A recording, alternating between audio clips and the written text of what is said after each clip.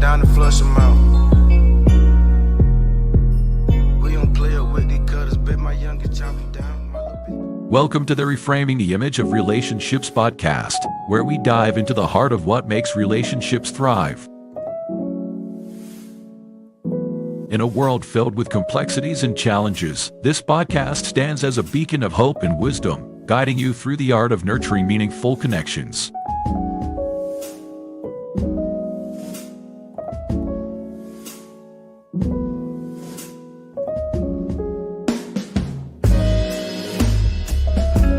Our discussions are more than mere conversations. They are a roadmap to healthier, more fulfilling relationships. Whether you're seeking to deepen your understanding of love, improve communication with your loved ones, or find guidance in times of relational turmoil, this podcast offers a fresh, faith-centered approach to facing these challenges together.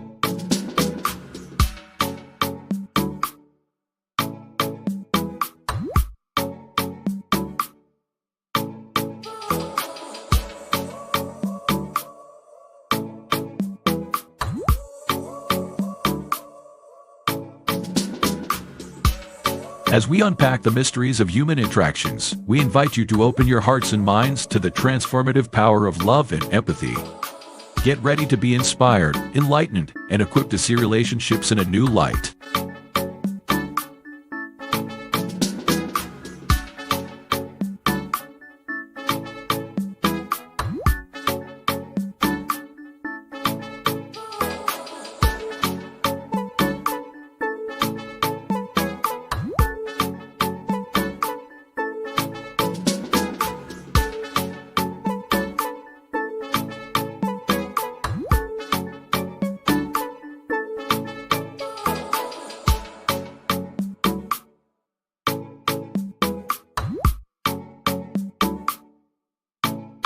And now, to guide you through this journey of discovery, please welcome your host, a visionary leader and a true catalyst for change, Dwayne Dwyer, but we affectionately know him as the Mindset Coach. Good morning and welcome to this month's episode of Reframing the Images of Relationship. We are your hosts. My name is Dwayne Dwyer, I go by the Mindset Coach, and I am joined by Miss Lisa Keys, who goes by the Voice of Reason. It's been a whole month. Lisa, how has everything been going? Everything's been going good. Yeah, I will not complain. It's been going good. No complaints. Yeah. Yeah, it's really no need to complain, right? And same here, all is well on my end. I enjoy what we do for the most part. Let me ask you. You just jumped right in. I was going to ask you. let me reset. All right, go ahead. Thank you. How are you doing? I'm good. I am good. Like you said, there's no need to complain. But like I was saying, I enjoy what we do. I look forward to being able to come on here and share conversations with you, whether it's on a Saturday. I enjoy listening to the Hearts of Women every third Saturday. I enjoy the conversations that we have on the Hearts of Men. And if you missed last night's show, you missed a show. And I enjoy, the conversations that we have on Tuesdays on Coach's Corner. So I thoroughly enjoy what we do. Also on TikTok Live, Bible study. Like I thoroughly enjoy it all together. It's a lot of moving parts. But I would not forsake any of it. And I pray that the people who are in attendance, whether it is this morning or any other time that we're behind a microphone and sharing our thoughts and insights about different topics, I pray that we're serving you well. So again, thank you guys for joining us. Whether you're on YouTube, Facebook, Instagram, whether you're on LinkedIn, it doesn't matter. Thank you guys for being here.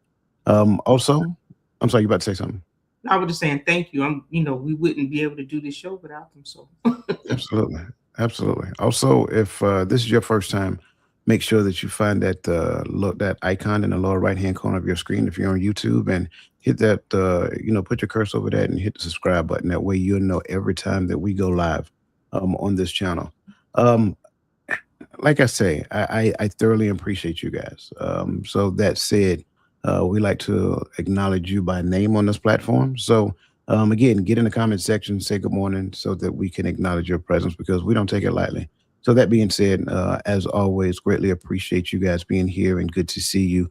The rebirth of Nick, all right, Nick D. She's behind the kit, behind the scenes, doing the ones and twos on the wheels of steel, and we greatly appreciate her. Crystal Everett, good to see you and welcome. Again, Crystal Everett is still making content, right? So if you guys have not got with Crystal and got her to create your content, I'm telling you, you're missing out on a big deal. His divine appointment, good to see you and welcome. Let's see. Yes, it's Maya. Good to see you and welcome. And Miss Robin Brower, good to see you and welcome. Listen, as you guys come in, go ahead and hit that like button and share it on your social media platforms. That way that we can spread the word. Because again, it is our intent and is our desire to ensure that we are making sure that we're reaching the masses, not just the masses for this particular conversation, but for every conversation. So just want to make sure I say that. So, Lisa, is there anything that you wanted to share with the group before we get started?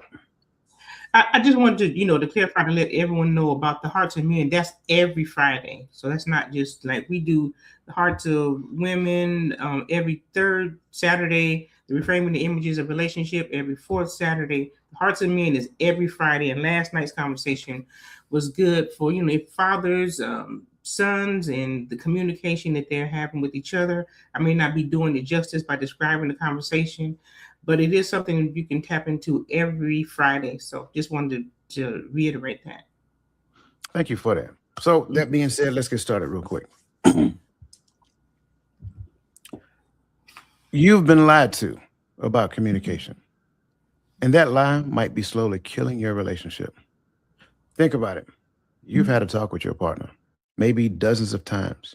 You've opened up, you've shared your feelings, you've communicated, just like all the experts told you to. And yet, nothing changed. Or worse, things got more tense, more distant, more frustrating. Here's the uncomfortable truth no one wants to admit: more talking won't save your marriage. In fact, the way most of us communicate is actually making things worse. Welcome to Reframing the Image of Relationship. And today we're blowing up the biggest myth in relationship advice, that communication is the magic cure all. Because here's what they won't tell you: doing the right thing the wrong way is still wrong. You can talk all day long, but if you're communicating like a child, throwing tantrums, like a lawyer building a case, or like a therapist trying to fix your partner, you're not connecting. You're creating more damage.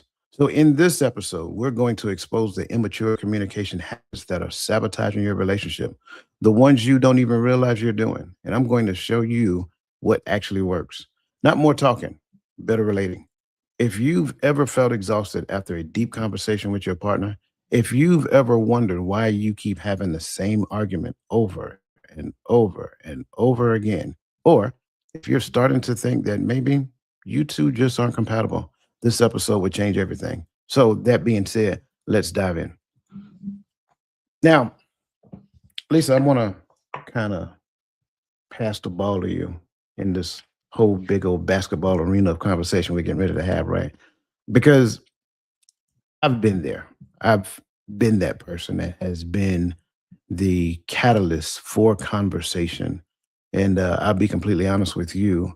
I had to do a lot of reflecting on myself and my communication habits back then and realized that maybe I was not necessarily communicating the right way. So, that said, I kind of want to start off with a question. Like, I think most people already have a good understanding of when it comes down to effective communication. Um, when it comes down to effective communication, what is your thoughts on effective communication? Like, what is effective communication? How does effective communication, like, how would you describe effective communication overall? You're muted.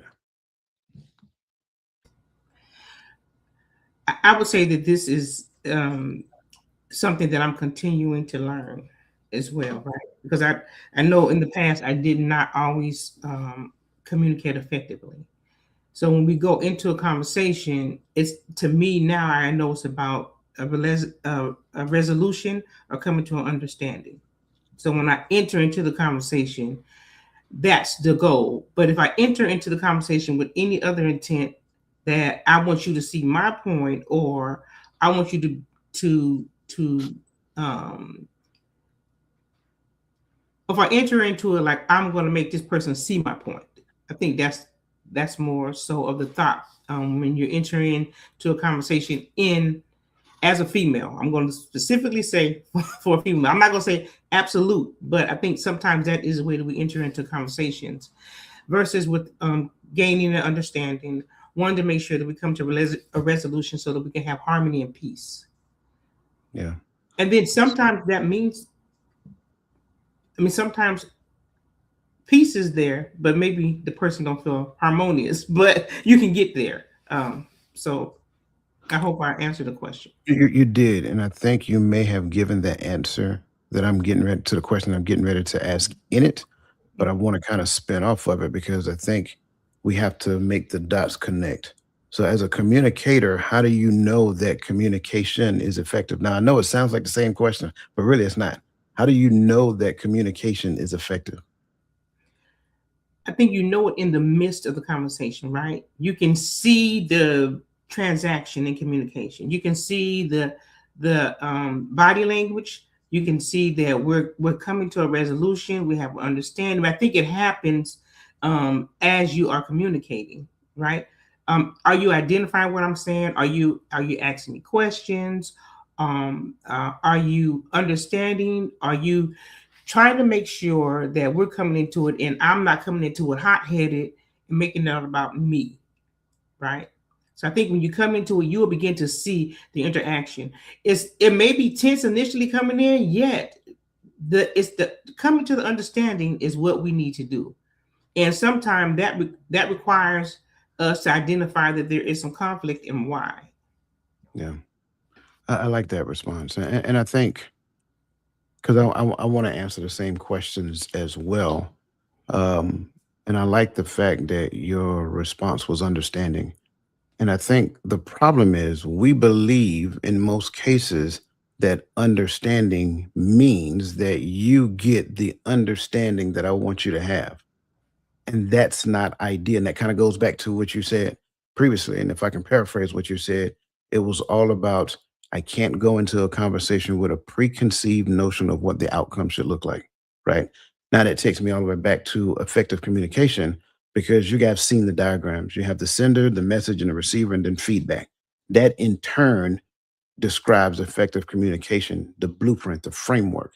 But it's an incomplete framework because there's some things that are missing. So you have the sender and you have encoding. So the sender must encode the message in such a way that the receiver can receive it. So the sender encoding, the message, then decoding, and then the receiver. Now, what does encoding sound like? Well, to me, I say it like this because I was in the Army for 24 years, and we have these things called jargons, certain things that we use in our conversations to where if we're talking to the person and the person has the exact same background, they understand exactly what I'm saying. So, in other words, if we're going to do a POV inspection at COB and I need everybody there, then I just gave a complete statement. That was a very clear and concise statement. But unless you know what POV stand for and COB stand for, you're totally lost. And there's another thing as well. If I'm doing a POV inspection, you need to understand what I'm looking for in a POV inspection. So unless the receiver understands that jargon, POV, privately owned vehicle or personally owned vehicle, and COB, close of business, right? So at the end of the duty day, at the end of the work day, I am going to inspect your vehicle and I'm looking for your driver's license and I'm looking for your insurance information. We're going to do a walk around. I want to make sure that you're doing the right thing to take care of your vehicle and all this other stuff. Again, if you didn't understand that, then it's like, okay, got it. So going back to the framework, the sender, encoding, message, decoding, right? Breaking down the acronyms, understanding what they mean, and then the receiver. And then the feedback that comes from the receiver to the sender. And that feedback is in reference to the message that was sent. A lot of times we like to say things that has absolutely nothing to do with the message that was sent. That is not effective communication. In fact, that is more deflecting in communication than anything. because what you're trying to get off your chest, you think is more important than the conversation that is actually being had. So now, how do I know that the message is effective or the communication that we're having is effective? That there's a common ground of understanding now. It's not so much as that you understand exactly what I want you to get, it's that there's a common ground of understanding.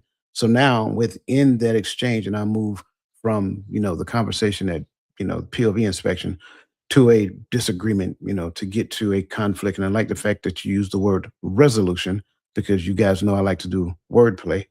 And resolution means that there is a solution. We just have to redefine it, right? So conflict resolution. So the solution is there. We just have to redefine what the solution is for where we are in our relationship. And so now I share my thoughts, you respond to my thoughts, and then once I we identify that you clearly and succinctly responded to my thoughts, now it's your turn. And then we go back and forth. That is the exchange that should be happening. But a lot of times that doesn't happen. So before I go any further, is there anything that you want to share or add or um, say after all that I just said? No, it made sense, right? If you enter into a conversation and there is a lack of understanding of the intent, then it's not going to be effective. Yeah. Yeah. Absolutely. And I think a lot of times we struggle in that regard. And so we don't necessarily get after the true intent of harmony within the space of relationship so that we can get to a shared point of understanding. And so we like to exist in the very superficial realm of the fatal flaw in communication, which is talking point number one, right? So the fatal flaw in communication is all about communication is like when we go back to that concept that communication is key, it is a lazy, feel good platitude that collapses under scrutiny because it assumes more talking equals understanding, when the reality is that most people are just weaponizing their emotions and calling it honesty. Proverbs 29:11 tells us that a fool gives full vent to his spirit, but a wise man quietly holds it back. Statistically speaking, the Gottman Institute, and if you know anything about the Gottman Institute, they've done a lot of research when it comes down to marriage and things of that nature. The Gottman Institute research obliterates the communication myth. 69% of relationship conflicts are perpetual and unsolvable. They're not communicating problems. They're fundamental differences that require acceptance, not endless discussion. Distressed couples actually communicate more than happy couples. They just, for whatever reason, communicate contempt, blame, defensiveness, and stonewalling. So if someone's relationship is falling apart, they think we just need to talk more. And they're actually pouring gasoline on the fire. Now, that said, Lisa, we're going to kind of dive into these different four concepts because contempt, blame, defensiveness, and stonewalling is referred to the four horsemen of the apocalypse. But to be honest with you, they are like the major predictors of divorce. So that said, the first question I have for you in this regard, or it's the second question, but the first question that we have scheduled. When someone communicates contempt, expressing disgust, mockery, or superiority in their relationship, what does that reveal about their viewpoint? I'm sorry, what does that reveal about how their viewpoint of that person is? Thank you. I was just recently looking at the Gottman, some of the information from his institution. And it is, if you go back and think about it, after you go back and reflect, you can see it right in hindsight. So yeah, I think they stopped seeing their partner as equal, for one, when there's contempt. And I'm not saying because with God, there's an order. God's already established the order, right? But stop seeing them as my mate. It's more a me versus you and not we. So we stop seeing each other as one. I believe that's a big indicator. And until if I can be so boldly to say, I think they see them beneath them. When contempt is available, the person doesn't see you at all. They just see you as beneath them, and you, to some extent, have little value or diminished value. I think. I can't hear you. Your mic are you on mute? I'm sorry. So I like what you're saying, and as people who've been in relationships before, and know several people who've been in relationships and may not have necessarily achieved the desired end state, where do you think that comes from? How does a person go from, like, oh my God, this is my soulmate, I want to spend the rest of my life with this person, to get into the point of communicating to that person in contempt? The soulmate thing really always gets me. Because that's an indication of the flowers and, this is my soulmate and I love you, but it's not an indication of commitment. And that doesn't always look like flowers. So how do they get there? I think it's a lack of understanding of what being in a covenant relationship looks like. Right. So we look at love as, we've talked about this so many times, but I think it bears us repeating again so that it can continue to, people can continue to think about it, as I have, of course, thought about it as well, that we have been given this fairy tale of what marriage looks like. And then we go into it with that mindset, not understanding what the word of God is telling us it should look like. And that means commitment. Not about how I feel, but it means that I'm committed and that we can have this conversation so we can grow in understanding. That means that there's going to be some cultivating, which is required from the head in the relationship, who is the husband, who has instructions from Christ. That means he's going to be cultivating the wife who is in the relationship with him, and they're going to grow together in Christ, right? He's the center of it. So I believe when we enter into it, and why there is so much confusion is because we enter into it with lack of understanding of what commitment looks like. Yeah, I don't disagree with anything that you said. I think for me, when it comes down to this particular question, I look at the word contempt, and the first thing that comes to mind is like a court of law. And if you go against the rules, regulations, and standards that are articulated in the court, the judge can actually hold you in contempt of court. And it's almost, in my mind, the same thing when it comes down to a relationship. So for a person to view you through a particular lens, i.e., contempt, it's almost as though you're not necessarily complying to their rules. You're not doing the things that they want you to do. Therefore, now when they look at you in disgust. They look at you as you said, them being superior than you. And I think for me, when I really stop and think back over this whole confusion that you see in the realm of relationship, that's exactly what you hear. You hear, these expectations that people put on others. And because those expectations exist, they either must do what I expect them to do, or my response is to hold them in contempt. And then I respond to them in a fashion that says contempt. But it's not the fact that they're doing what I want them to do or not doing what I want them to do. It's the fact that I had expectations on them in the first place. Because if I didn't have expectations on them, then ideally, i.e., it would be very difficult for them to disappoint me according to my expectations. If my expectations were in the right place, my expectations would be on me and on my behavior and the things that I am supposed to be doing in this relationship. Do you see that differently or have a different way of looking at that?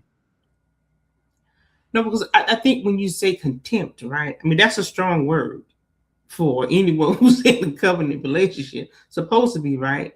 So it's like, it goes, it's like, I disagree with you and I no longer respect you.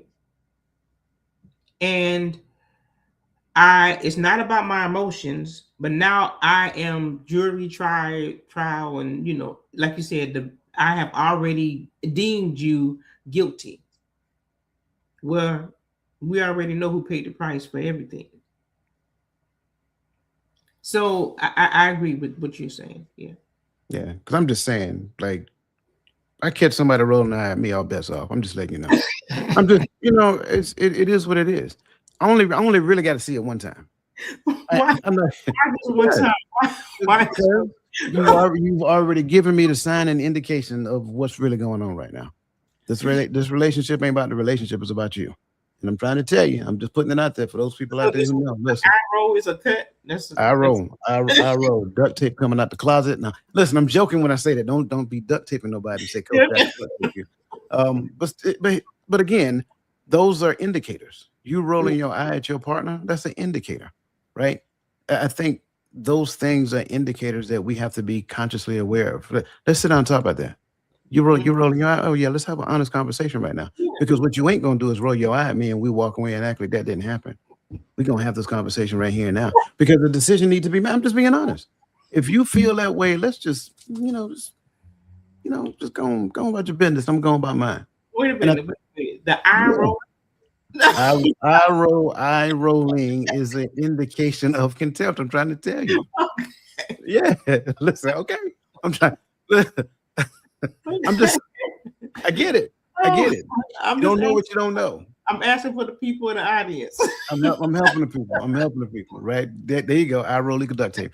Listen, I'm just being honest. Most people don't know this, and when I say most people don't know this, the person who are rolling their eyes, they don't know. They're only responding based upon something internal within them, based upon conditioning, whatever that looks like. So you come up in here rolling your eyes at me. We fixing to have a talk because it ain't gonna be for as long, based upon how that conversation go. You go your way, I go my way. It's that simple. I don't care who you are. I think it's that simple. I don't know why we make amends for bad behavior and think it's gonna get better. Sorry, life doesn't work that way. Ideally, hopefully it would, but hey, I'm just saying. Okay, let's move on to the next question. And this one right here, I love it. The next question is, what does it look like? And I want to make sure you're paying attention, everybody in the land. What does it look like when someone is blaming, constantly pointing the finger, making everything their fault, refusing to own their part, right? Constantly blaming their partner in their interactions?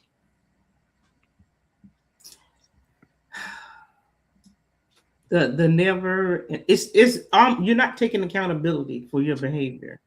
One of the things I thought about when I looked at this, I thought about that although we're in this covenant relationship, right? And I'm not trying to be, gloomy, but when we leave here, we're going to stand before God by ourselves. So we are accountable for what the decisions we made, the experiences we have from the decisions that we made. And so if every conversation is ending with the other person did wrong, or I'm pointing my finger at you when I got some more pointing back at me, and and then you're making there's no nuances available. It's just you did this. It's an absolute, right? You always, you never. I remember I used to say that a lot. You always, you never, right? But now I understand, right? Because words mean things, as you always say, words mean things. So if you are entering into the conversation with blame because I'm the innocent victim, then you're wrong, because no one is innocent. And I think at that point, we're going to go back to the courtroom scenario. The relationship becomes a courtroom. So you are the prosecutor and you are the judge because you blamed. So I like that response. I'm gonna get in the weeds a little bit on this one because I think this is probably one of the most common ones that exist today. And unfortunately, it is probably the one that most people can't see, right? If I'm having a direct conversation with you, in any way, this kind of goes back to my articulation of the framework. in any shape, form, or fashion, you do not respond to the question or the statement that I made, that is actually a deflection technique, right? Why is it a deflection? It's like being in a boxing ring. You see how they practice when they get ready and they bobbing and weaving? That's what the person is doing in the conversation. They're deflecting every aspect of that conversation. Why? Because they're not owning any version, and they know in their mind, if I answer your question, if I answer your question based upon the question that you just asked me, I am going to be guilty. Be guilty. It's not the end. Be guilty, right? So we got to be careful when we start doing this right here, right? It's like we don't want to. But I'm sorry, that you're correct. Here's divine. That's avoidance. You don't want to own it, right? I can ask a question, and then instead of answering the question, you go back in time and pull out a situation that happened 3, 4, 5, 7, 10, 15 weeks ago, right? Again, now, y'all seen the little Shaq meme where he, you know what I'm saying? He just batting it off to the side. Like, yeah, we ain't gonna have that conversation because I know I'm guilty. And so instead of me talking about my level of guilt, let's talk about yours. Let's talk about yours, right? And here's the deal. It's not that we couldn't have talked about mine if we had talked about mine in proper time and space. But because this now is currently and on the table, you want to kind of, let's get over here and talk about that one. So, and the clear, obvious one is that when you are clearly caught and there is no escape route, well, if you didn't do this, then I wouldn't have. No. And it does not even say that you didn't do is not the truth, right? But I can't say that, oh, well, because you did this, and that's why I did that. No, that's not true. You did it because you made a decision to do it. Now, there are some extenuating circumstances, I will add. I'm going to say it like this. There are some extenuating circumstances to where my response is going to have to be in a particular way, and the response may not necessarily feel good, look good, whatever the case may be, okay? We talked about this a couple of weeks ago. The world wants, and you talked about from a woman's perspective previously. I'm going to talk about it from a man's perspective now. The world wants to create men to denounce the aspect of his being that the family, the wife, the children need, because that's the thing that separates the man from the woman. And so what we try to do is, in every opportunity they get, they try to create this notion of aggression as being a bad thing. Aggression is not a bad thing in a man. It has to be controlled. It has to be pointed in the right direction, and it has to be used for the right reason. If those things do not exist in that man, if that man has zero aggression in him, you ain't gonna want him, because you don't feel like he could protect you if protection is needed. You don't feel like he can protect the house. You don't even feel like he can protect the kids, so forth and so on. So at the end of the day, you're not going to want that man. So now let's go back to the thing that's in that man. The aggression has to be there, but it has to be controlled and used for the right reason in protection and defense of the family. That's why boundaries exist, right? But here's the issue. The issue is, you can't know that this thing exists in me, and then you attack me as though this thing don't exist in me. Because here's the deal. I can control it, but at the end of the day, when you show yourself adversarial, at some point, a portion of that shows up. And I'm not saying it's right. I'm just telling you how it happens, right? So even in the midst of that, once we get beyond it and then we talk, right? Well, I did this because of this. Yeah, sure. That, and I'm just going to call it this, not necessarily saying it's 100% this, that rebellious nature, that combative nature that you have in you, actually woke up the aggression, even though the aggression is pointed in the right direction, or should be pointed in the right direction. It's almost like it says, hey, stop doing that. You know what I'm saying? Because at the end of the day, we're not adversaries. We're supposed to be partners. So why are you being combative to me? Why are you having this rebellious, defensive, like, and we'll get to defensiveness here in a second, this defensiveness like posture when it comes down to something I'm trying to come to you with so that we can move forward and we can be better. Your thoughts? I was just sitting here thinking about the title of this show, right?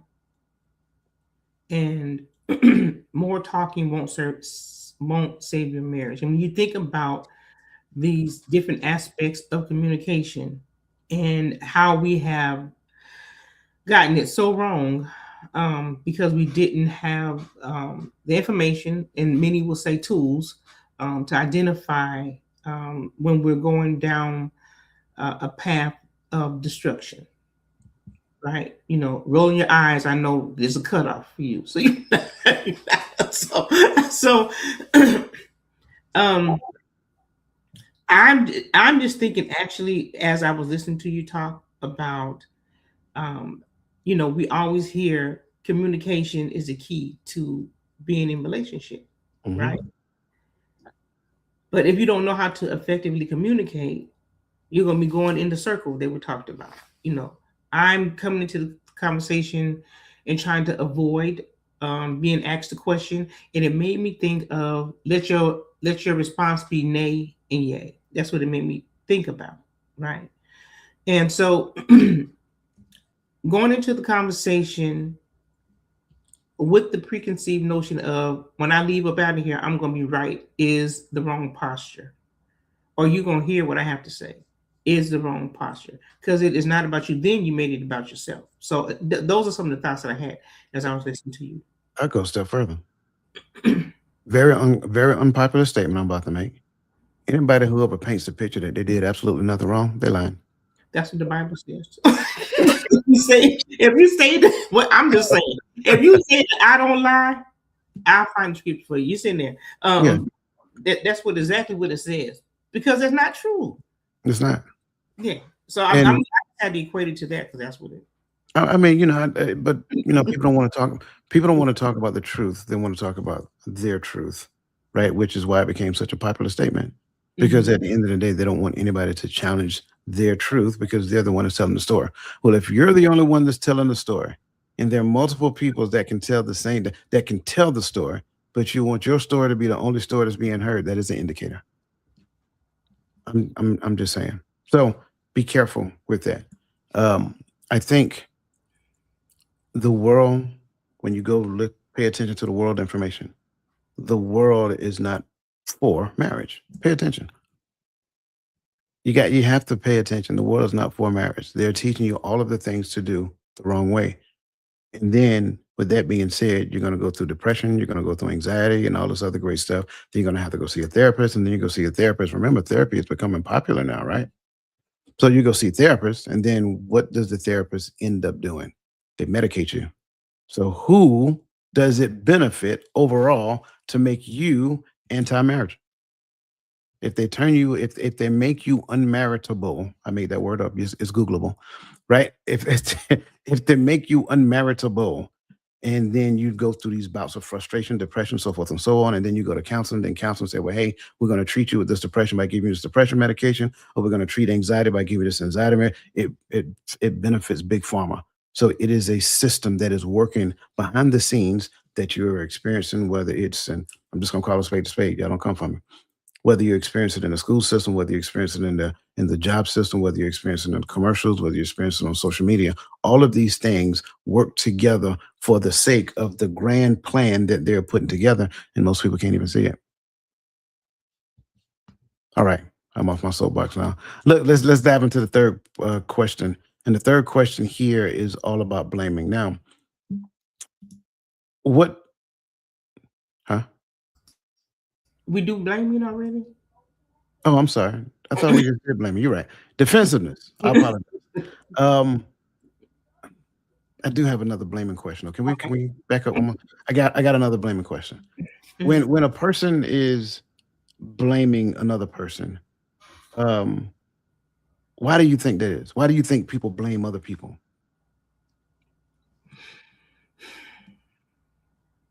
I think some of that has to do with pride. Okay. Right. Because why does it feel, why does it feel so hurtful to say I have to take accountability for what I did? Why? So if people are blaming, it's because they don't like the uncomfortableness. I mean, that word that they feel when they have to take accountability. And accountability helps us, right? It helps us to use forethought so that when we are making decisions, we're thinking about every outcome. So why people feel uncomfortable taking responsibility and being accountable? One, pride, I believe, and the other is, I think it all ties back to pride, because Yeah. I want to be right, because I was told that I'm right, and you don't hear my voice. I have a voice, or I'm pounding my chest, and you need to listen to everything I tell you to say, I tell you to do. So I think some of those are pride, and that's my final answer. Yeah, no, I don't disagree with pride. I like the fact that you said that. I think for me, my response would be, because in most cases, I am opposing the, I am in direct opposition of the concept that you have created for yourself. So now when I'm giving you objectivity, you're giving me a response that is still trying to hold on to that identity that you created for yourself. So, that being said, I simply believe that blame is just fear of responsibility dressed up as communication. And when we really pay close attention to that, that actually makes a whole lot of sense, because I have this image of myself, and everything that you're telling me right now is kind of chipping away at my image. And I like the image that I created for myself. And I want you to accept the image that I created for myself exactly as I have it. But at the end of the day, you're trying to be honest with me, and I don't like it. So now it's chipping away at it. And so it's I start blaming, and I think I'm an effective communication and a communicator in the midst of me blaming. So that's kind of like my thoughts in relation to it. Any other thoughts as it pertains to blame before we move forward? So I thought about the you need to accept me as I am, as you said that, Mhm. with your self-proclaimed identity that you've created for yourself versus on the things you've adopted, things you've grown up seeing, you grew up seeing, your peers influence. So it made me think about accept me as I am. And that's the mindset of a lot of people. You need to Mhm. come in and you need to adopt or adapt to what I have already made available for myself. Well, you can't become one when you don't have the ability to become one, when that one person says, I need you to accept what I say versus what what he says. So Yeah, absolutely. Hey, if you ain't figured it out yet, welcome to Difficult Conversation Saturday. Okay, moving on to defensiveness. mhm. Um, yeah, there we go. All right. How would you describe defensiveness, and how does it actually show up when someone is trying to communicate? Self-protection, um, counterattack, Mm, um, flipping the script, like you mentioned earlier. Yeah. Yeah, I know I do this, but you did that. Flipping the script. Let's change, pivot to it being on me, and let's focus on you. So we can't. So I don't have to address what you're talking about to me, my behavior. Um, um,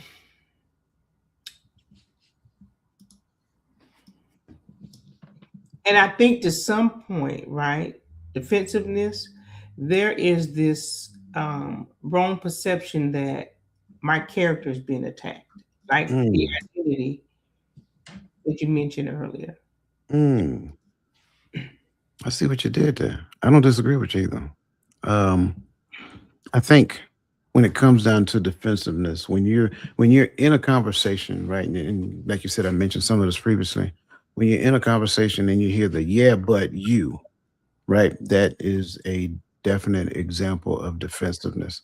Um, the justifications that come out, like you did this thing, but you're justifying why you did the thing, as though the justification fits the meaning, right? And that's always humorous to me. And we see it in on court TV, and we'll look at court TV, and they're like, "Man, I can't believe that that person gave that explanation for why they did. They did the thing. Just accept the fact that you did it and take it." Yeah, sure.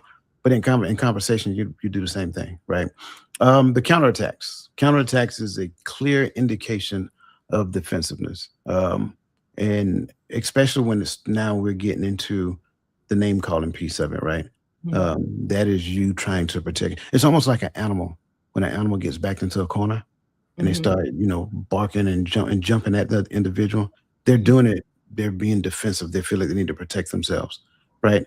And then the next one or the last one I would bring is the refusal to hear feedback without the need to immediately explain why they're not wrong. And to me, that is the most disguised one of all because you hear it all the time. And I would tell you it's difficult trying to find that balance in between who to tell, I didn't ask you all that.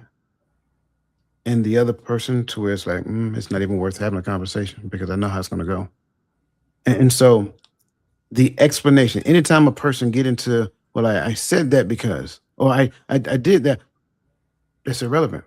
It's totally irrelevant to the conversation. That is a clear cut sign of defensiveness. And so I think when we really stop and think into it, going back to what you said previously about pride, defensiveness is pride refusing to be accountable. Your thoughts? No, I mean, listen, defensiveness is pride refusing to be accountable. Yes. Yeah. I can't add anything else to that. Listen, greatly appreciate whatever everybody put in the comment section. Keep them coming. It's not that we're not seeing them. I promise you, I see them. We're going to bring some up in a minute, but there's a lot we want to unpack, and we're still in the first section. So I just want to make sure that you guys know that. Yeah, exactly. I'm still in the first section. It is absolutely also an arrogant posture as well, because you don't think that you're wrong. That's why you're going on this rant about why you're right. So when a person can't view themselves as being wrong, that is an arrogant stance. Okay. Yes. Can we dig in a little bit to? I know we at 47 minutes, but can we dig into my truth? Okay. Can we talk about that a little bit, because you hear it everywhere? We absolutely can. What more would you like to talk about it as it pertains to? I think the false perception of an individual's perspective, understanding is absolute, right? Mm-hmm. I think that's what my truth is saying, and they don't think it can be challenged because it's their truth. But there is no my truth. It is only the truth, and I think that is when I hear that, I think to me that's arrogant. That's a fixed mindset. I agree. Fixed mindset. You're not going to hear what anyone is saying to you. There's some stubbornness involved. And so when you constantly hear my truth, as I'm talking about people who are in covenant relationships, that is not something this should ever come out of our mouth. Yeah. My thoughts. I'm gonna keep giving these statements as it pertains to the Dunning-Kruger effect. And the reason why I'm gonna keep giving them, because I want us to understand that it's a thing. There's a saying that says that the intelligent people struggle with doubt, but ignorant people struggle with confidence. Therefore, the loudest mouths that you actually hear are the ignorant people speaking ignorantly about something that they're not intelligent about. You just believe that they're intelligent because they're loud about it. They're talking about it. It's like the same concept of the squeaky wheel gets the grease. So because I heard somebody say a thing and I relate that thing to me in my current situation, I can give you several examples of it. I relate that thing to me in my situation, and therefore I start talking about that thing as though I'm the subject matter expert of it. Case in point, narcissism. Remember when narcissism was a big talking thing, and everybody, well, you're a narcissist, and that person's a narcissist. Have you ever stopped and asked that person, well, why did you perceive that person to be a narcissist? Well, because they just wanted this, and they just wanted that, and they just wanted this. And if you really stop and think about it, they're not describing narcissism. What they're really describing is that person not necessarily complying to their rules. But I always go back to say that In order for a person to be a narcissist, an idolater has to be present. So if you're going to blame the person for being a narcissist, you're going to have to own the fact that you're an idolater because you worship that person, which is the biggest rule in narcissism, right? A narcissist needs a person to worship them. A narcissist has this grandiose concept of their identity and who they are, right? So that being said, for y'all to be in relationship mean that you are an idolater. That kind of goes back to the notion of my truth. Why does truth need a ownership to it when truth stands alone? In fact, truth does not even have to be validated, but I have to continue to validate a lie.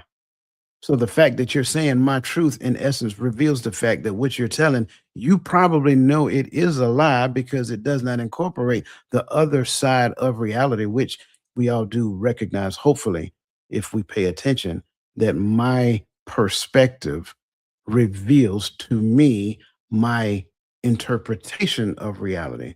But my perspective itself is not reality within itself. In fact, I'll go a step further. There's this thing called a reticular activating system, and the reticular activating system will show me the thing that I want to see. So if I believe that you're doing something that you ain't got no business doing, if I go and search, I promise you I'll find the evidence to support what it is I already believe.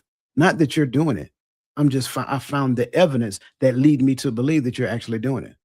So until we get to the point of recognizing that my perspective of reality is only my perspective of reality, which is just saying it's a small piece of the pie, not the entire pie, there are other perspectives that help to triangulate or make better sense of reality. Just like me showing you this cup.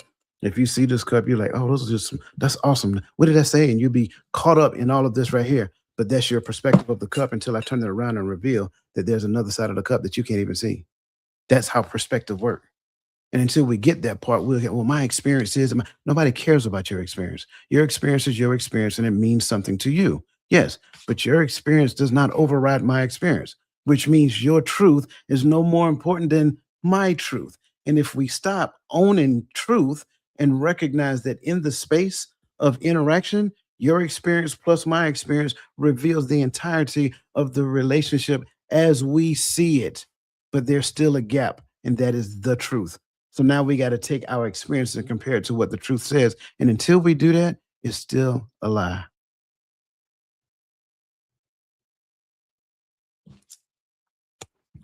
I'm just saying. And again, that's for people who believe like me. If you don't believe in, the Most High, if you don't believe in Christ, and if Christ is not your Savior and you have not asked him to be your Lord, then that doesn't apply to you. Did we dig deep enough? Oh, yeah. Yeah. I think it helps because those are false identities. Those are gods. The identities that you created for yourself, and you say my truth. Mm-hmm. Those are gods you have created, and you have to unpack them. You got to tear those down. So that's why I wanted to see if we could speak a little bit more about that. Mm-hmm. I feel like an episode of Friday. You can't have my cup. No, I'm joking. No, not Friday. That was Life, the movie Life, when they were sitting at the dinner table. Anyway, so where are we at? Defensiveness now, or we're on the stonewalling? We're on stonewalling. All right. I think this is Lisa's favorite, by the way. What is stonewalling, and how does it sabotage someone's communication efforts? Stonewalling is stubbornness. I think shutdown, right? I think all these some of these connect, right? All these have some connection, right? So I think stubbornness is it. It can look like you're being silent, right? Because I had to unpack this. This is why, stonewalling is one of the things that I had to really identify. Is this something that I was doing, right, to understand? But as I dug into it, I was like, okay, so silence, like I'm leaving the room, like I don't want to hear nothing you got to say. I'm not listening to nothing you have to say. I blocked you out. I put this wall up. I've checked out mentally. I'm not listening to nothing you have to say. And it's like you're talking and I see your back and we're not, and I'm talking to you, but there's nothing. You just blocked me out.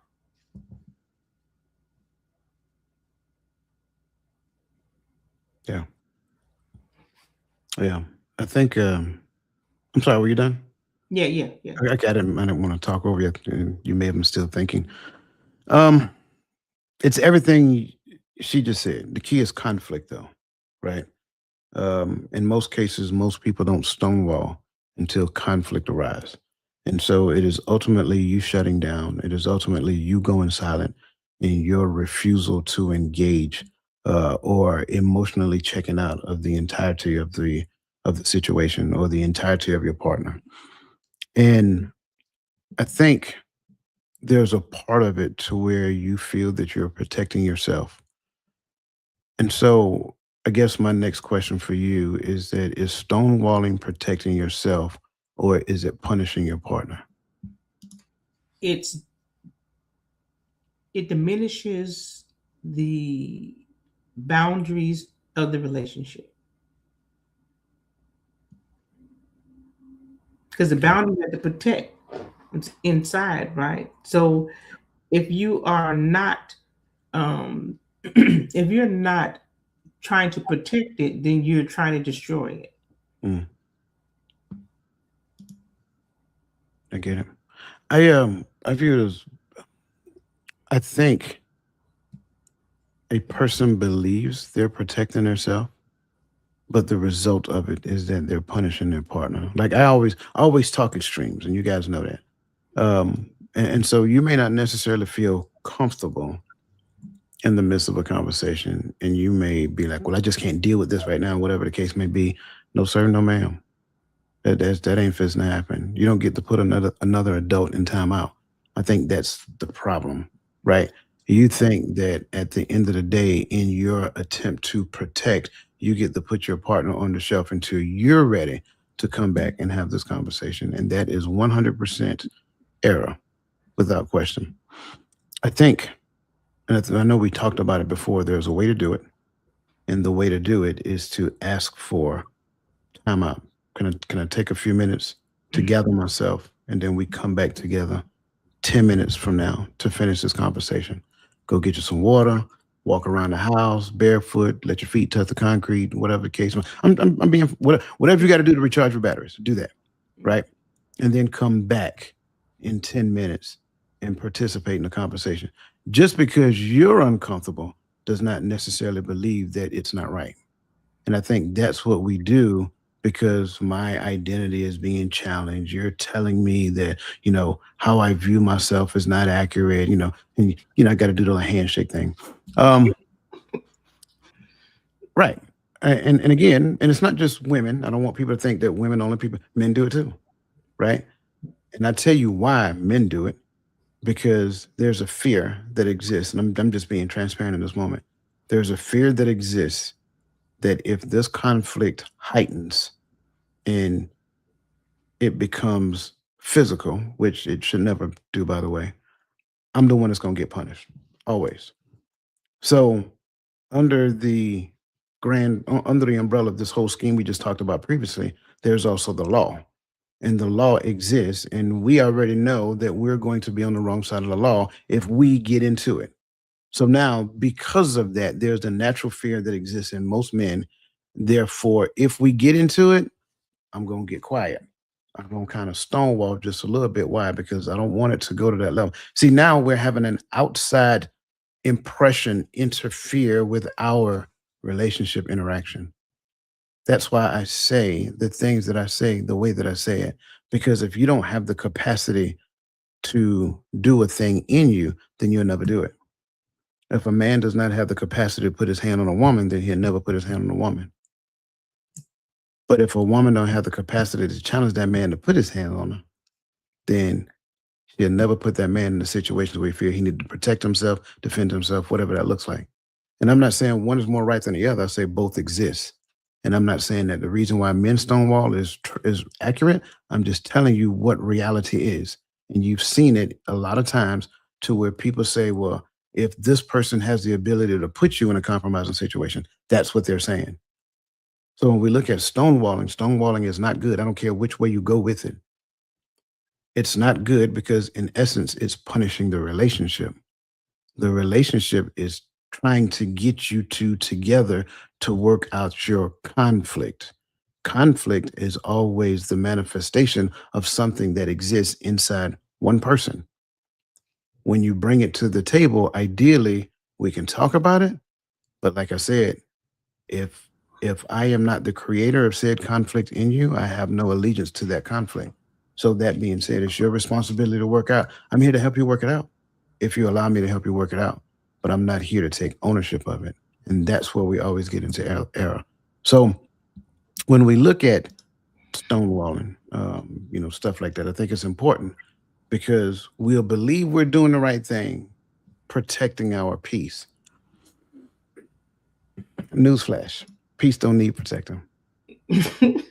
I'm just being honest. If it's true, authentic peace, it don't need protecting. That's not another thing. That's not, the peace is not yours anyway. Bingo. There it is. That's it. That's the point I was getting at. Mm-hmm. Peace is not yours. It's what he said. He said, I give you my peace. That's what he said. Mm-hmm. And so if I exist in his peace, then when I come to you, I come in peace. So you can't take it from me because I don't own it. That's right. I exist in it. That's right. And it kind of goes back. I think we kind of talked about this. I don't know if it was last night or whatever. Peace, the only reason peace exists, got to watch this, because this goes back to what I said previously about aggression. The only reason peace exists is because war is available. If war was never available, then there would never be no peace. And you got to go pay attention, right? Pay attention who the Most High showed himself to be in the Old Testament for peace to actually be prevalent. Mm-hmm. So we conflate things with how we see it in our mind based upon how it's, no, I have to be willing to go to war for peace to be available in my house. Mm-hmm. I'm not going to war with them, and I hope that she don't choose to go to war with me. Because who winning? If you go, no, the Most High gonna win. But I can see now when you say that it is punishing the partner when you stonewall. I can see that, right? And it made me think, not that this is even anywhere near equates to this, but it made me think of when God was silent for 400 years. Just imagine not hearing from him. Right? And it made me think about, because of the behavior and the things that continue to go on, and we would not listen, we would not talk, we would not follow the instructions that were given to us, then that separation is available now. Mm-hmm. And that can punish the partner. When your goal is to become one, think about you taking yourself and separating yourself. Mm-hmm. There is some excruciating pain in it. Right. That's why it just made me think about that. Okay. Yeah, I want to say something, and I want to bring up Maya's question here because I think it's a great question. To your point, this is why you hear me say tenure is not a representative of righteousness. Tenure, in most cases, is a representative of coping. Just because a couple have been married for 20, 30, 40, 50, 60, 70 years, that does not mean that their relationship is rooted in righteousness. Their relationship might be rooted in coping. And you think it's good because they've been together for this long, but that's not necessarily true. Okay. Please bring up Maya's question, because I think this is a great question. I love the what do you call those things? Avatar. There you go. Is it considered stonewalling when the conversation is going in circles and you stop talking? At that point, it's beating a dead horse and it's pointless. Do you want to tackle this one, or you want me to? I think we're going to talk about this in silence, right? And one of those questions coming up. I think so too. But I don't want to disregard her question. Yeah, I don't. Okay. Mm-hmm. Yeah, because we may not get to it this week. Okay. All right. Okay.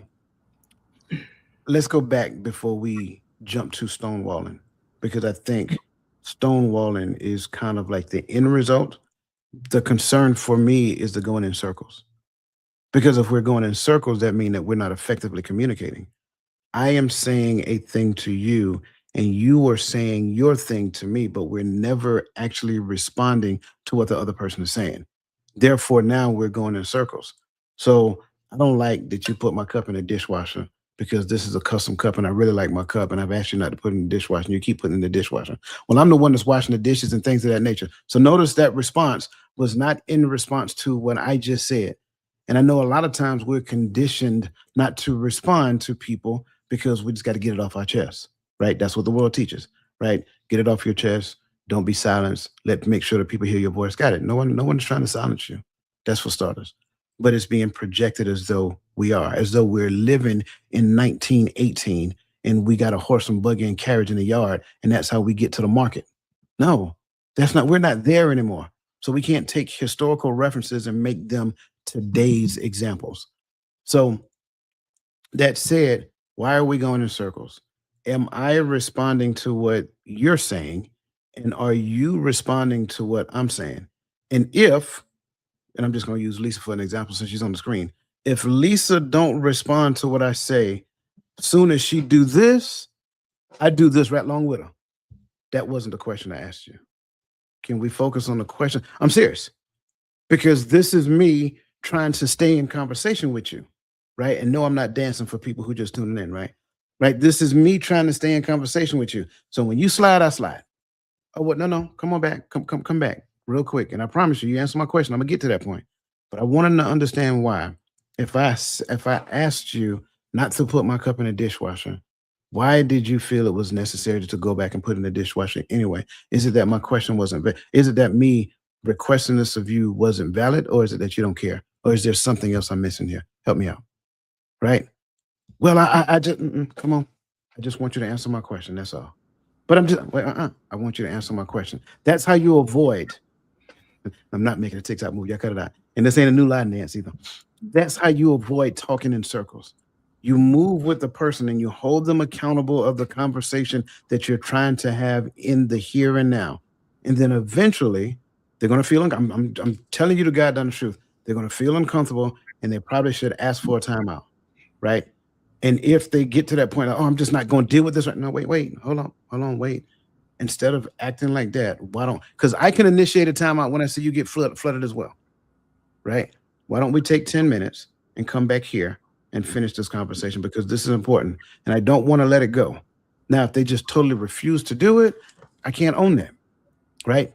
That's why I keep saying relationship is all about responsibility and accountability. And if I'm not ready to be responsible for my own behavior and be accountable for my other partner to help them be responsible for their own behavior, I'm not ready for a relationship. Did I say anything wrong, Lisa? Or No. I thought about. I could actually see this conversation happening in my mind. I can see the conversation, right? Mhm. Whereas the example you use, why did you? I keep asking you not to put my cup in the dishwasher, and the response is, I'm the one who does the dishes. Versus, you're right. I forgot. I'm sorry. I won't put. I'll make sure I try not to put this in the washer. I mean, in the dishwasher again. Just don't say funky cup though. You say funky cup, we're gonna it's on. I'm sorry. So the response is me still trying to protect what I did, because now I am feeling attacked for some reason when I shouldn't, because we are in this together. I'm just asking you if you would please not put my cup in the dishwasher. And then if you did, because you did it, you said you did the dishes, right? So you did it. So just don't put a cup in there and apologize for doing it. I think that just cuts out so much confusion, right? If it's continuing to go in circle, like you said, take the pause. Go, like you said, go put your feet in some grass, not cement, some grass, and come back and then restate it again and have the conversation. And as you're taking the break, be intentional about your 10-minute break. Be intentional. Mm-hmm. Use some forethought. Think about how we're going to come together and we're going to have this meaningful conversation, because conversation is happening then. Before it wasn't. It was me protecting myself against you, which that should never be the dilemma. Mm-hmm. And I'm glad you said that thinking part, being intentional about that 10-minute break, because two things can happen during that 10-minute break. You can be outside and you can be, and I'm assuming that you go walking around the house or whatever, or walk to the mailbox or whatever. You can be outside and you can be thinking about all of the wrong things in that moment. Or you can be thinking about why did this conversation make me feel the way I feel right now? Which to me, I think is the best version of time being utilized wisely. Why am I feeling the way I'm feeling right now? This, that, and the third. Like he asked me a simple question. Why did I not feel comfortable in answering that question? Right. So I'm glad you said that. Now, getting to your point, is it stonewalling? Right? It is stonewalling when I get to the point of withdrawing completely, disconnecting or disassociating myself from the person, from the conversation, from the relationship in the moment of conflict, simply because I feel the need to protect myself. Right? I didn't get into a relationship to protect myself. I got into a relationship because I want to be in a relationship. Therefore, it's not about protecting myself. Covenant is all about me protecting the other person and what's behind the other person, and vice versa. So once I revert back to protecting myself, I am not behaving as though I'm in covenant. When I do that, now I'm stonewalling. Now I am severing the connection because I am making it all about me.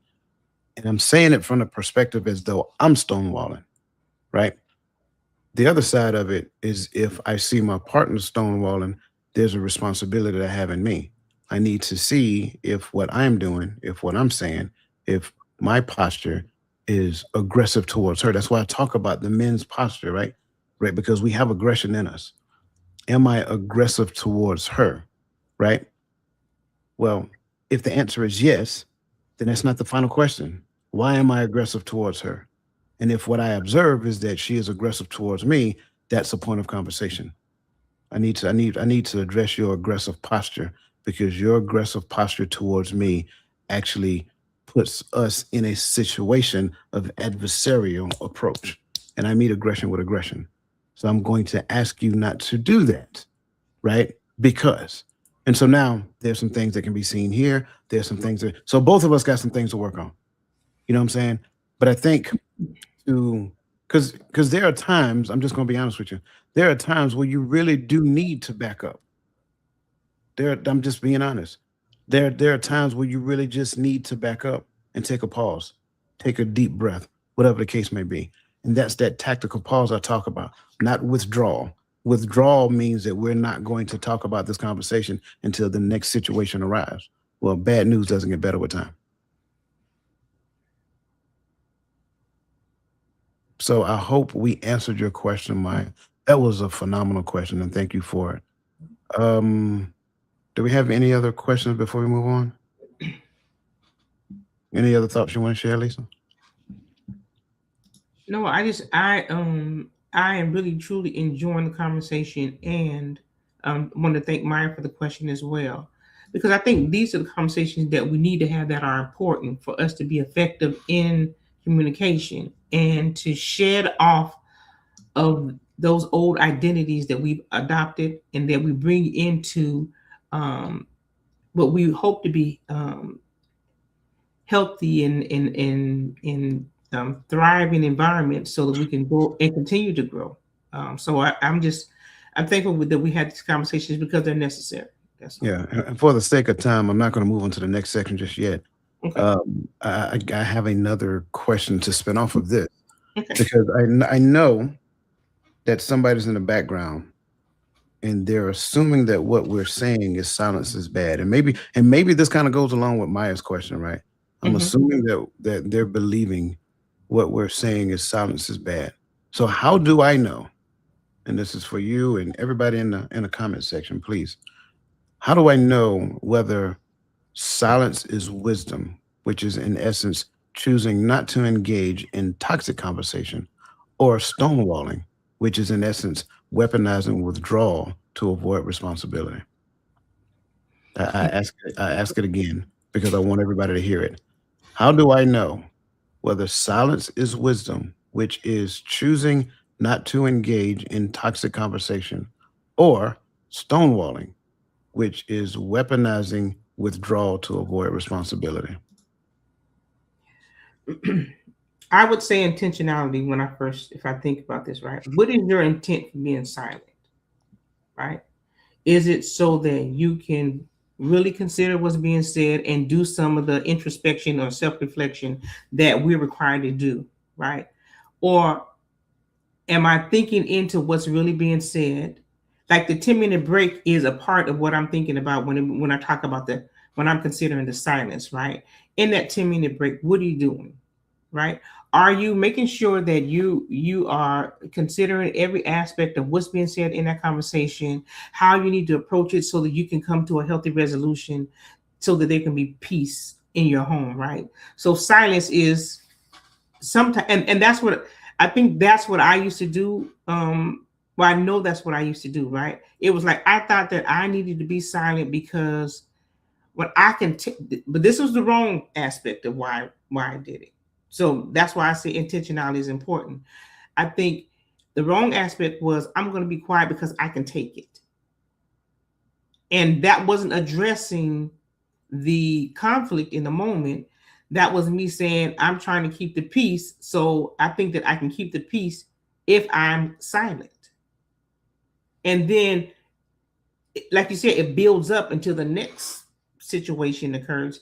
If you don't be intentional about why you're silent, it doesn't mean that you can't come back later and say, I took some time. I wanted to be quiet. I wanted to think into this because I want to make sure that moving forward, how can we not do this again? Right? I think the silence still has responsibility of you coming back and having a conversation. Yeah, I do like your response. I think it's important. I do believe that we need to understand some things prior to being able to answer this, right? Obviously, we need to understand that what does wisdom and silence look like and how do we get there? Or do we just automatically assume that silence within itself is wisdom? Well, no, that part ain't true. Silence is a communication, right? Make no mistake about it. Saying nothing says a lot. I'll say it again. Saying nothing says a lot. And at the end of the day, a lot of times what you don't necessarily realize is that saying nothing might be saying more to me than what you are intentionally saying to me. In fact, in other words, you might be saying the things silently that I am trying to get you to openly say to me, but it's actually relaying the wrong message. Or who knows, maybe the right message. Maybe you just haven't reached the maturity level to say it. Just my thoughts. I would say I need to be able to define what toxic conversation look like. I would say that most people can't define what toxic conversation look like because most people can't define what conversation look like, right? Anything that is toxic kills. I'll say it again. Anything that is toxic kills. A conversation that makes you feel uncomfortable may not necessarily be toxic. Maybe the conversation that makes you feel uncomfortable is trying to kill the toxicity in you. Light and dark can't occupy the same place, same space. So if there's toxicity in you, having the right conversation making you feel uncomfortable is trying to root out the toxic nature that exists in you that is standing in between us. So choosing to protect that is actually working directly against relationship. I'll say it again. Choosing to protect your internalized toxicity is working against relationship. So in that regard, that is weaponizing stonewalling because you're trying, like, this is why I hate when people say, well, don't let nobody change who you are. You don't know who you are. You're still learning. I don't care. And again, I know people who speak against it. I'm okay with that. Trust me. I'm 52 years old. I'm not trying to impress nobody these days. You are still learning who you are. I don't care how old you are. I am 52 years old. And you guys will be surprised how often I amaze myself. Well, if I know who I am, there is no opportunities to amaze myself, right? That's why you guys hear me talking about, discovery and learning and all that other great stuff. So that said, just the mindset of don't let nobody change who you are is wrong for relationship. Because here's the reality of the truth. Relationship is the ultimate training ground. So within the confines of a relationship, you discover something about yourself you never knew. Probably that your upbringing has created some weeds in you that are stifling you from being the person that you really want to be. And the person that you're in a relationship right now is exposing those weeds to you so that the both of you can pull them out together. So understanding what toxic toxic conversation looks like is the important thing that's important. Why? Because the Bible tells us about the posture and the movement of the adversary. But you know what else it tells us about?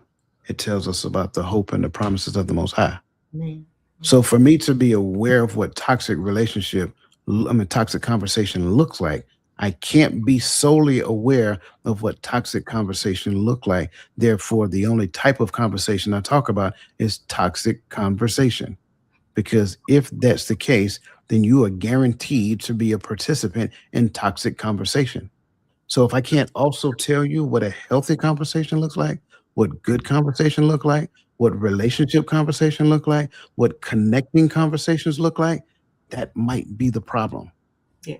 So I think that I am exercising wisdom because your level of toxicity isn't at my level of toxicity.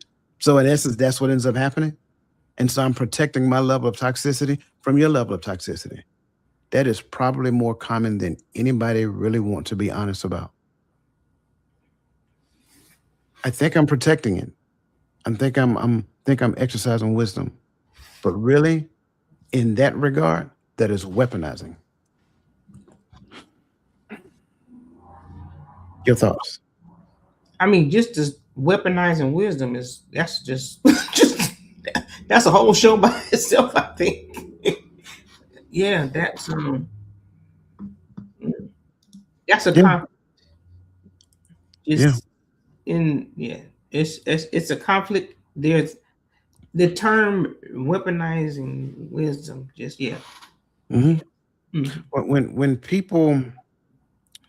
When people operate from victimhood consciousness, they believe others cause their emotions, and that venting loudly will force them to change.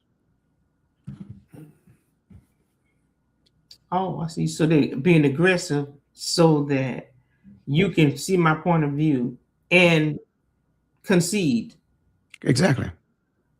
Mm. Or I'm the first person to tell the story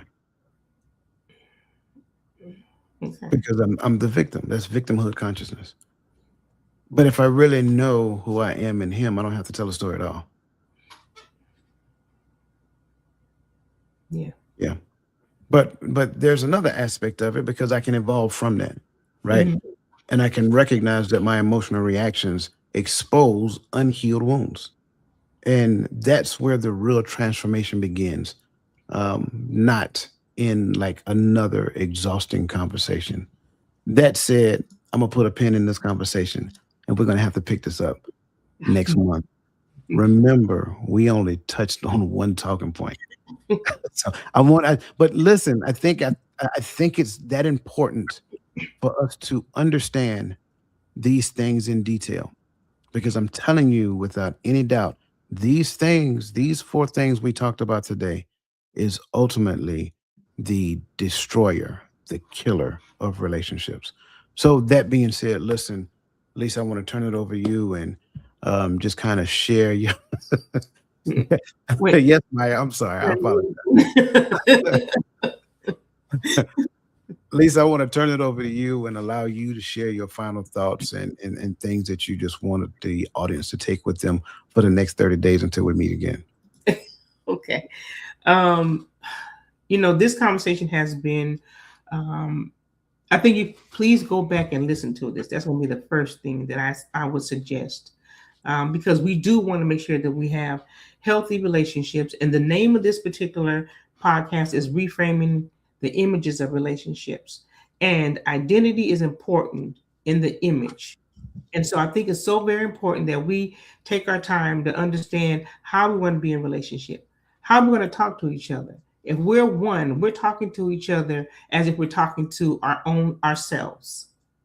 And so that's something that we have to be mindful of in conversations. When we enter conversations, the purpose of entering conversation is that we have an intention to make sure that we leave out of it with some understanding, that some change is going to happen, and that we can have a harmonious, peaceful existence within our home. So I think that's something that we have to continue to think about. And then that requires us to do the work. And if you need someone to speak to help you to navigate some of the changes that you want in your life, this particular community, we have a professional coach and certified speaker and trainer who can help assist you. If you reach out to him, he'll be glad to talk to you about some of these tools that we can use so that we can be better in relationship together. So thank you so much. Thank you for that. Thank you guys for participating in this conversation, for listening to the things that we were talking about. And I think in this particular conversation, it's necessary. It's necessary to continue to peel back the layers that make relationship difficult. I think the problem when it comes down to relationship is that we don't have, like, there is premarital counseling that exists, but it's really not premarital counseling. It's like some sort of, I don't know, check the blocks, if you will. Um, and so for me, when I look at premarital counseling, there are at least 16 things that we go through. And that's what this link here is all about. That's what this QR code is all about. There are 16 talking points that we talk. And it's not just, well, we talked about this one. Oh, we talked about this one. No, we talk about them in detail, and not just detail. Once one person respond, then we traverse to the other person and we find out that person's thoughts. What's the first thing that came to their mind, and what are they considering, and how do they see themselves connecting with that? So most of us never got that level of fidelity when we got married. Most of us never understood what marriage was all about. Just being completely honest. It was like, this person makes me happy, whatever that means. And then we get married. And then everybody celebrate and yeah, and all that other great stuff. And then next thing you know, years go by and then we've grown apart and we're divorced, we're separated, whatever the case may be. It is a systemic problem that we are facing. And until we're honest with ourselves, until we're honest with ourselves, and until we're honest with the other people, well, let me back up. Until we're honest with ourselves, we won't be honest with anybody else. And to talk about a thing as though I did absolutely nothing wrong is not an accurate assertion of my role in that relationship. So I'm gonna have to own every aspect of everything I did. See where I was in error, see where I could have done better, and all this other great stuff. And then I don't make excuses and say, well, yeah, I did this, but they did that. No, I'm sorry. At that point, we're beyond that stage now. Fixing a relationship which has been lost is a bridge too far. But now, how do I do self-reflection? How do I get to that point to I do that total internal review, right? And if you join us tomorrow, I'm gonna talk a little bit about total internal review. It's a real thing. How do I do that total internal review, reflection of myself? Total. Well, I don't look at anything on the outside. Anybody else? Any other? No. Total internal reflection or review of myself. That's the key. Because if I cannot do that, if I don't have the maturity level to do that, then trust me when I tell you, you're not honest about what took place in your relationship. And that's what this conversation is all about. This conversation was all about exposing the things that happen in relationship. And I get it. Some people heard this conversation and they started talking about what their ex-spouse did, what their significant other does. I'm talking to you. Yes, I'm talking to you. If you did that during this conversation was for you, not for them. They weren't present. This conversation is for you. And that's the most important thing that every person needs to understand. So that being said, greatly appreciate you guys. It is an honor. I can't stress that piece enough. It is an honor to be able to have these conversations with you guys. And as you can see, They're not easy. I be putting Lisa on the spot sometimes, and listen, she deals with them, and she responds greatly. So I thank her for that, and I thank you guys for your questions, your thoughts, your injections, your insights. Like I said, you guys are a just a functional part of every show, and we greatly appreciate you. So that being said, on behalf of my co-host, Miss Lisa Keys, the voice of reason, my name is Dwayne Dwyer, the mindset coach. Greatly appreciate you guys. You guys have an awesome rest of your day, and let the best version of yourself be a blessing to somebody else. And we will see you guys again next month here on Reframing the Image of Relationship.